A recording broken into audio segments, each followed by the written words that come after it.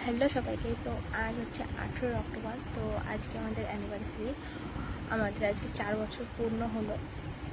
তো সকাল থেকে আমাকে মানে একটা বারও উইশ করেনি, কোনো কিছু না। আমি সারাদিন রাগ করেছিলাম। তো রাগ করে থাকার পরে এখন মানে আমি কিছুই জানাইনি, আমি ভালো মন্দ যে আমিও ভুলে গেছি, সেও ভুলে গেছে, সেরকমভাবে আমি চুপচাপ ছিলাম। তো এখন সে আমার জন্য কি এনেছে চলো তোমাদেরকে দেখাই। Thank you.